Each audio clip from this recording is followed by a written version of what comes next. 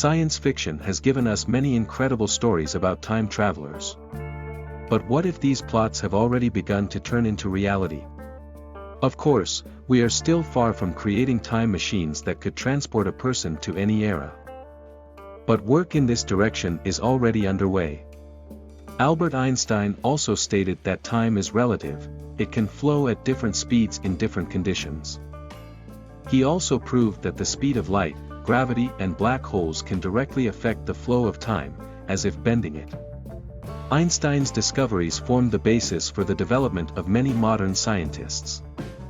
In particular, in 2020, an astrophysicist from the University of Connecticut, USA, Ron Mallett managed to write an equation that for the first time can serve as a basis for creating a real-time machine, taking into account all the laws of physics known to date. He admits that his concept is still only a theory, but perhaps someday people will be able to put it into practice. While science only assumes, society is already seriously discussing the real stories of people who, probably, were able to overcome space and time. Of course, many of them turn out to be hoaxes, including a photo of a hipster from 1941 that has flown around the internet, which depicts a man whose clothes and sunglasses allegedly do not correspond to the style of the 1940s. In fact, historians have proved that all the elements of a man's outfit could have been bought in stores at that time. The glasses model was developed back in the 1920s, and on the man's t-shirt is the logo of the Montreal Maroons hockey team, a two-time Stanley Cup winner in 1926 and 1935. A lot of noise was made in 2006 by the video of the Swede Håkan Nordqvist, who allegedly moved into the future and met with a 70-year-old himself. In the footage that appeared on the internet, two men smile at the camera and show the same tattoos. Alas, it soon became clear that this video is only part of a marketing campaign to promote the AMF Pension Insurance Fund. However, in our article we will talk about other stories that still cause surprise and questions not only from ordinary people, but also from professional historians. Many riddles have not been solved to this day. Therefore, we can only think independently about where the truth is and where speculation is. In 1901, two English women, Charlotte and Moberly and Eleanor Jourdain, went on vacation to France. They visited many attractions, including the Palace of Versailles.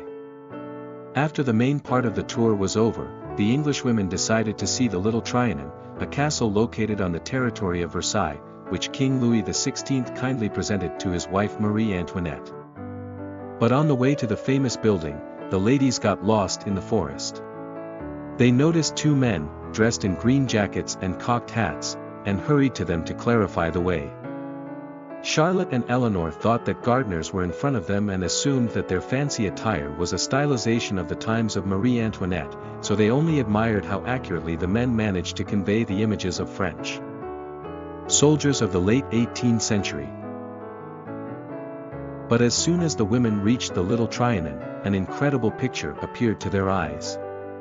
In front of the castle they saw a lot of people in old clothes who spoke an unfamiliar French dialect. I felt like I was walking in my sleep, Eleanor later described that strange experience. The unreality of everything that was happening was beginning to weigh down.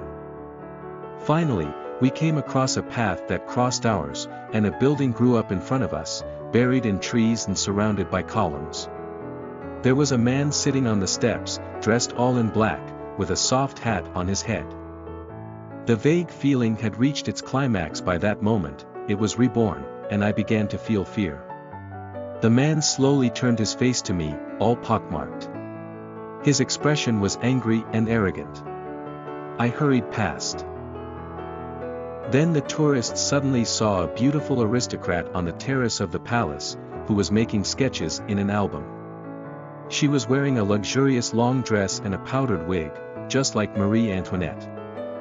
The next moment, the woman raised her head and stared in bewilderment at Charlotte and Eleanor, who were speechless at the sight of the queen. A few seconds later, the landscape completely changed, the strange vision disappeared, and the women found themselves in a crowd of modern tourists strolling in front of the Little Trianon. Charlotte and Eleanor were in such shock that they did not dare to talk about what had happened for another week. But the amazing adventure did not get out of their heads, so they began to study French history and realized with surprise that they had actually visited the times preceding the French Revolution. After 10 years, they even wrote a book about it.